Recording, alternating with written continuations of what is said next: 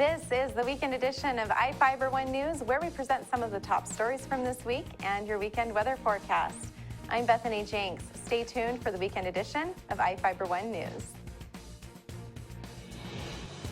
From the iFIBER 1 HD studio here in the heart of the Columbia Basin, this is iFIBER 1 News. Your number one source for local news, sports headlines, and our very own Weather Center forecast covering the entire Columbia Basin. This is iFIBER 1 News, and it starts now.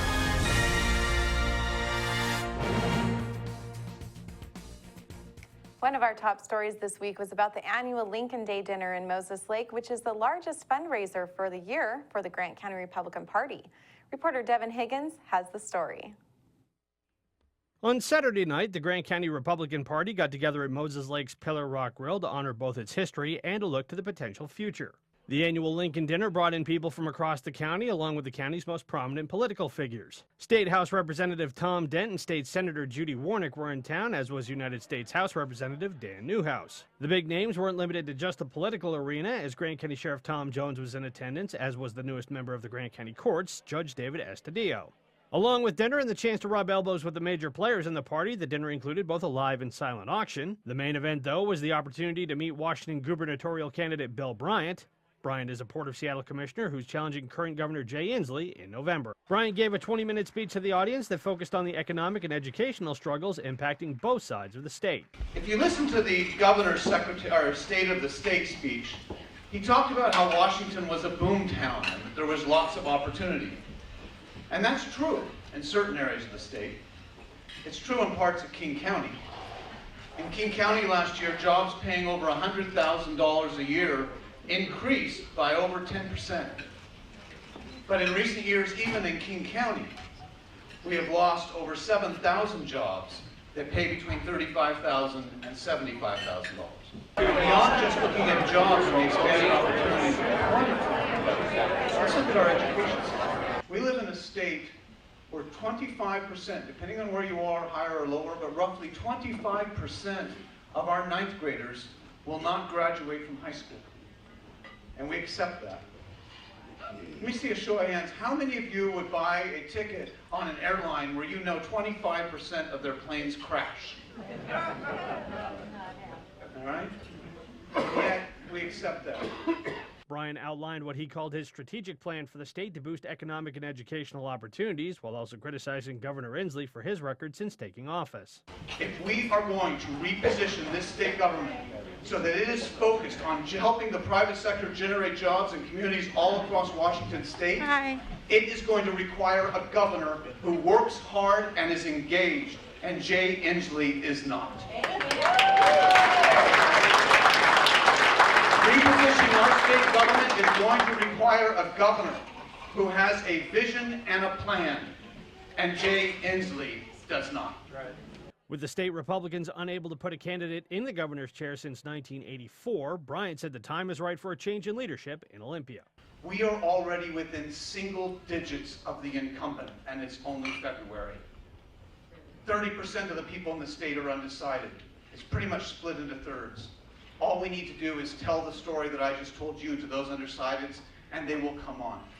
And if we tell that story, and if we reach out to the 30% who are undecided, I will tell you in November, together, we will lead Washington into our next frontier. Thank you. In Moses Lake, Devin Higgins for iFIBER 1 News.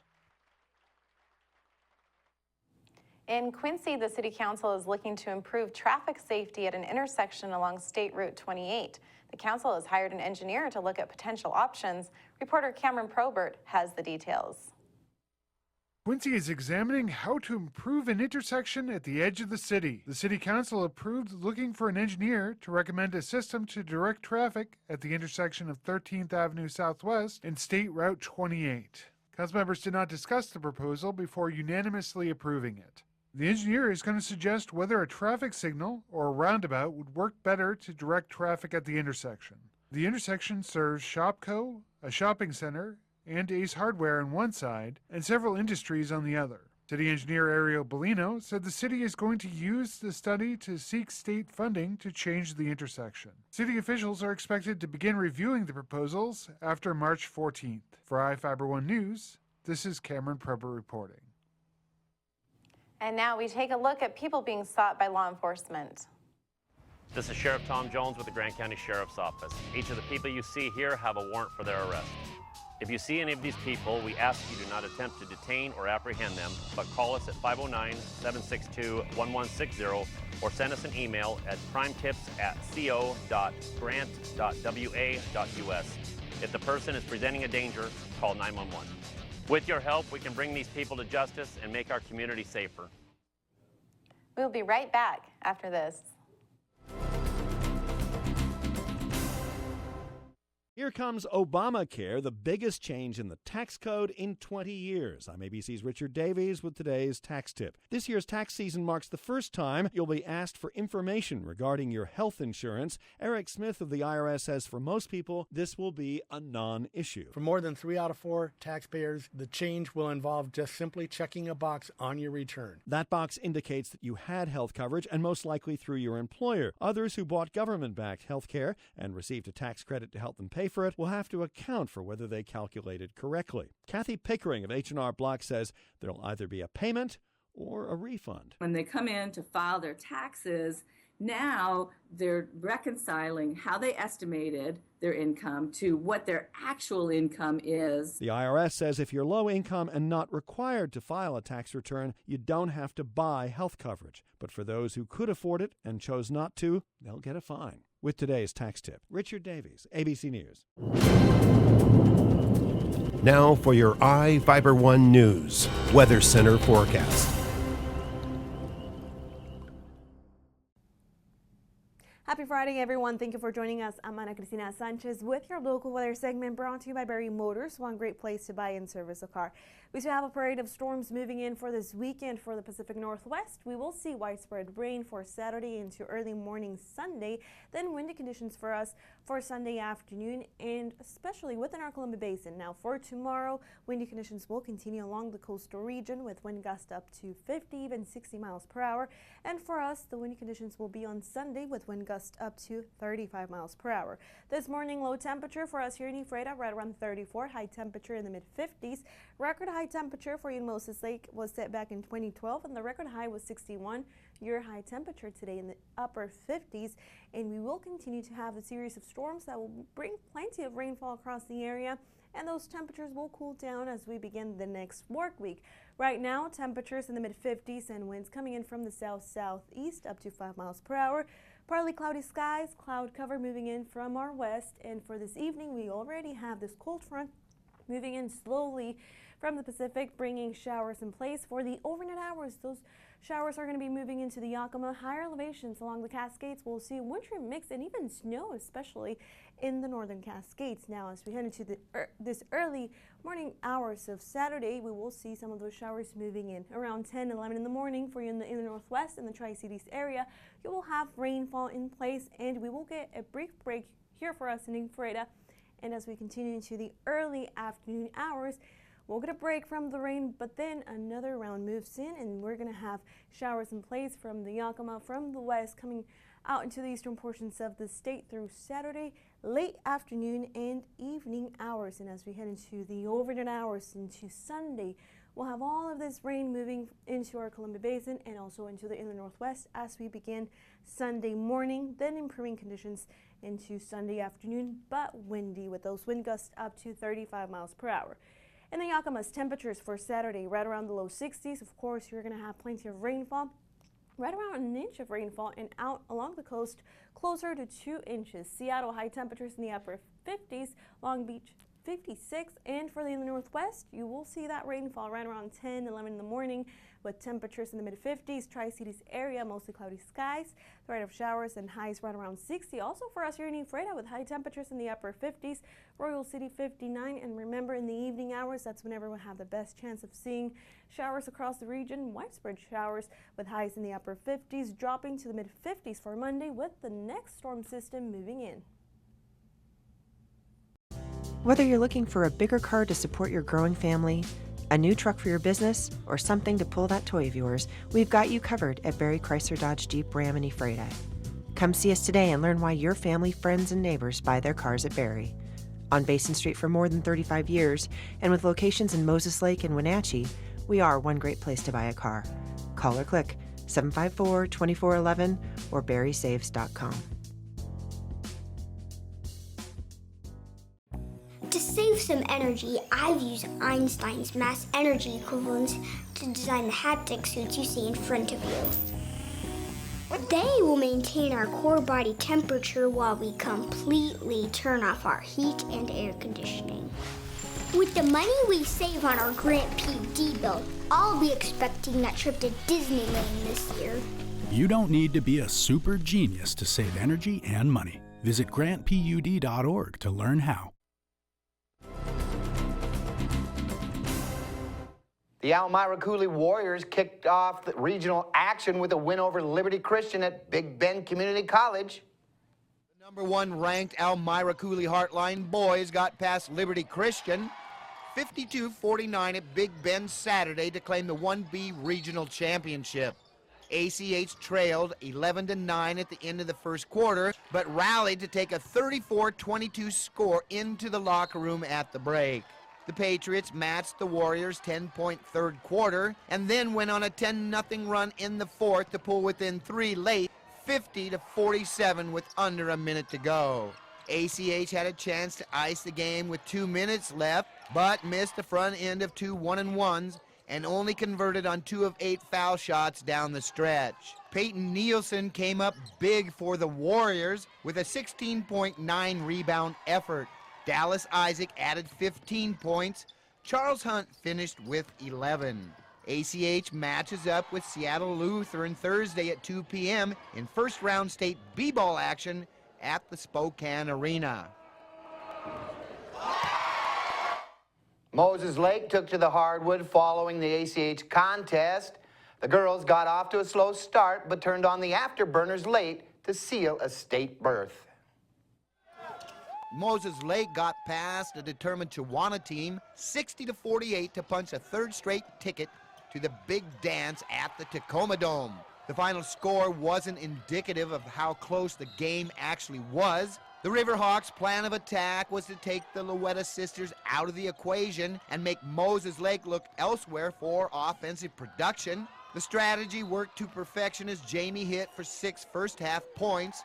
Jesse sank just 2 free throws, and Moses Lake held a slim 29-22 lead at the break.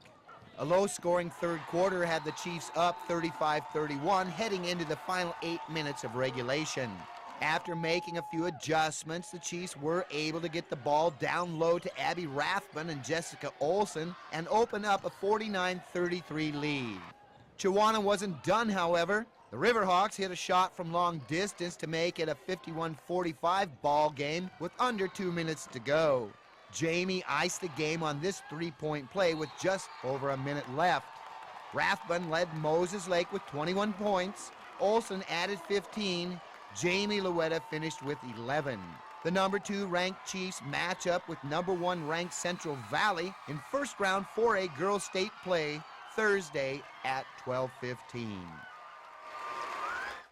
The weekend of Hoop Mania wrapped up with Big Bend racing past Spokane to claim the league bragging rights.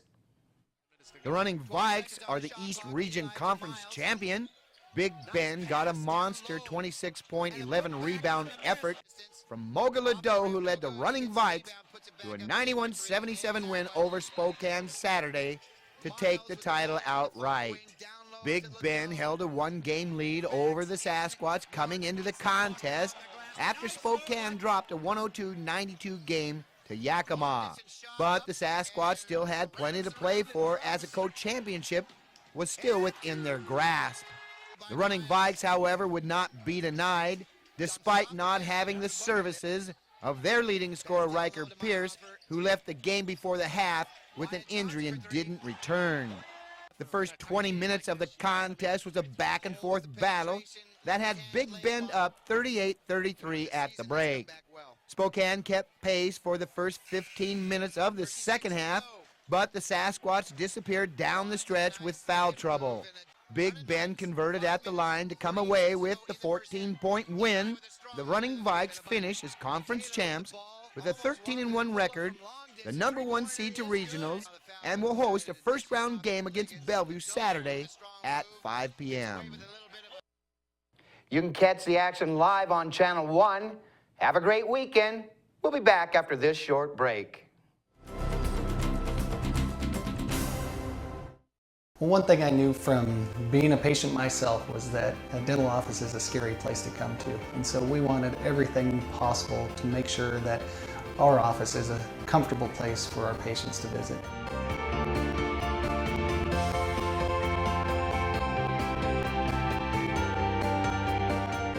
The patients that I have, my clients, have made me a part of this community, and we want to give back in every way possible.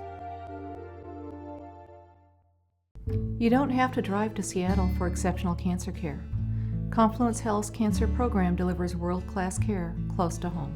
We have a highly experienced oncology team in a state-of-the-art facility, and we're a member of the Seattle Cancer Care Alliance, which gives our patients access to world-renowned therapies developed at Fred Hutchinson, the University of Washington Medicine, and Seattle Children's. Together with the SCCA, we're delivering world-class cancer care close to home.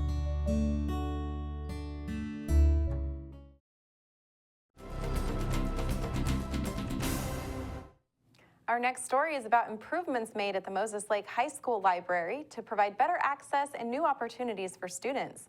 Reporter Devin Higgins has the story.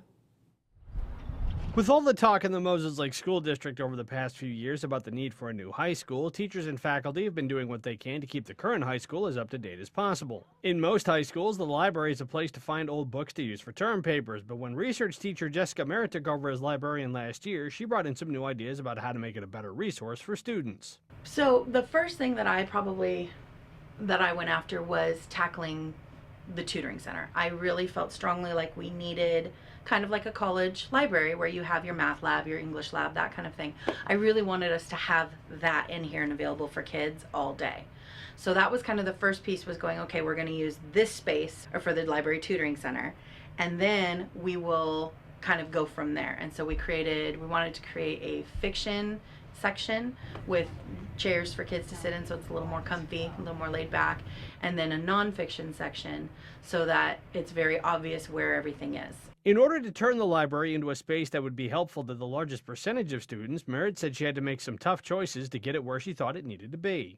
I think it is absolutely critical. What we wanted was, we wanted a place where kids could come in, they could access the research, they could access resources, they could access me and my staff so that we could help them move forward. We wanted them to know this is where you're going to help prepare yourself for college. I weeded through all of our books and I got rid of things. We had stuff that was literally 75 years old that I then went through, and I touched every single book in this library multiple times to be sure that what we put on the shelves was in the best interest of kids. In the digital age, finding the right balance between access to electronic media and traditional books can be difficult, and Merritt says it's something which can change from year to year. For me, the line comes with the difference between fiction and nonfiction. Our nonfiction becomes out of date very quickly, and so to spend the money on books to bring in more nonfiction doesn't make sense to me. It makes more sense to put in our money into research databases, into different digital resources that then kids can use, because those are updated all the time. So I think for me, I can see the nonfiction moving more out of the library and into digital. For the fiction, it's like I said, we've got kids that want to hold a book and we've got kids that would be happy with an e-reader. And so I think that's where I have to find more of the balance of what the kids want, and really truly finding out what's going to help you read more, because I love books. I am a book nerd. I'm totally okay with that. I've been a reader my whole life. I worked in my college library when I was going through college, and I want this to be a good place for kids like it was for me. I want it to be kind of that sanctuary of a quiet place to go and get the things done that I need to, or just a quiet place to go sit and read. In Moses Lake, Devin Higgins for iFIBER 1 News. We'll be right back.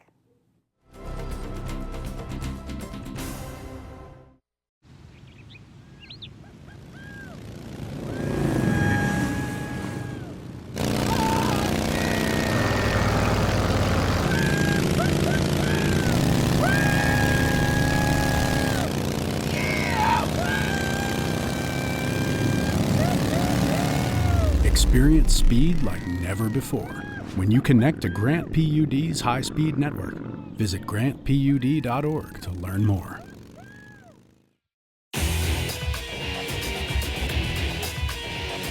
We are real students, and this really is our college. My dream will change the outcome of my life. My college is allowing me to achieve my dream. My dream is to be a pilot. My dream is to be a nurse. Only you can determine your dream. Big Bend will help you get there. What's your dream?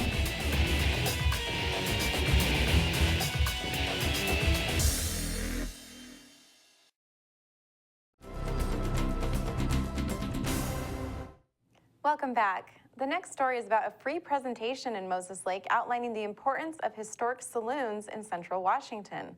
Reporter Devin Higgins has the details. Folks from across Grant County came to the Moses Lake Museum and Arts Center Wednesday for an interactive history lesson from local historian Mick Qualls. Qualls gave an hour-long presentation about how Grant County began as desert so hostile that even Native Americans didn't settle here. Do you think you're in Indian country right now, where Indians lived?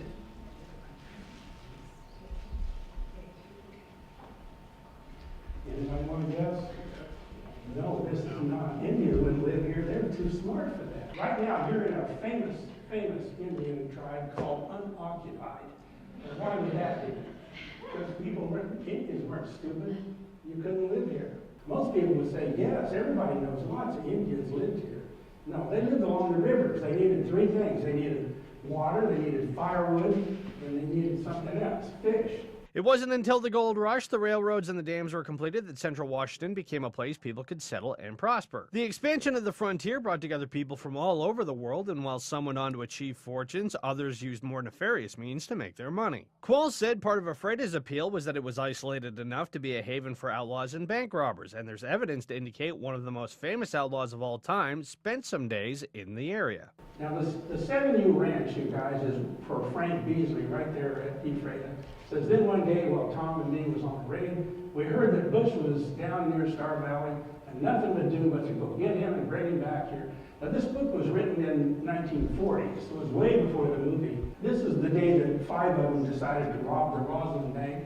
This is the 7U Ranch. They went all the way up to Roslyn, and well, they robbed the bank, and then this is their trail backwards.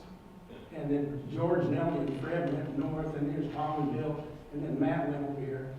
But I'm just trying to let you know, when you see the 7U Ranch, that was Ephrata. That's where Ephrata is today. And there's what those guys look like. While it may be a smaller city now, Qualls said in the early 20th century, Coulee City was the biggest destination in the region because it had saloons, which were key intersections of people and commerce in the Old West. Okay, I looked up on the wall and took this picture. It says, Sergeant's Saloon, 1891. What I'm trying to do is tell you that the outlaws that lived in Ephrata, there were 6 of them, this is where they came, and even Harry Tracy came here. But they pulled in to Ephrata in about 1890, and the books you read will say, yes, they loved to go up to Coulee City for, to go to the saloon and to dance with wild women. So that's what the McCartys did. Over the years, Grant County has been visited by some of the most famous people of their time, including some who Qualls said aren't as well known today. Okay, who knows who George Washington Goethals was? He finished the Panama Canal. And did you know that he came to Coulee City? Well, in 1922, your governor, Lister, paid him like $20,000 to come here with his group and tell us to not build a Grand Coulee Dam. But if I ask you who's the most famous man in the world that's ever been here, he's pretty close to it. In Moses Lake, Devin Higgins for iFIBER 1 News. Rounding out this week's news coverage is a story about a man who allegedly threatened to open fire at Coulee City schools and led police on a pursuit on Wednesday. Reporter Joe Utter has the story. Benjamin Van Tassel allegedly threatened to open fire at Coulee City schools and was arrested near Soap Lake on Wednesday morning. The 39-year-old Flagstaff, Arizona man was allegedly traveling from Spokane to Coulee City to carry out threats he made and told to Spokane-based television station KHQ. They reportedly called the Grant County Sheriff's Office to report the threat. Law enforcement tracked a cell phone they thought was being used by Van Tassel. The phone number reportedly belonged to Van Tassel in the past and was reassigned to a woman who is not associated with the suspect. They tracked the phone as it was reportedly traveling through Moses Lake and suspected to be heading toward Cooley City. School districts in Moses Lake, Ephrata, Soap Lake, and Wilson Creek went into lockdown to ensure the safety of students while the suspect was arrested.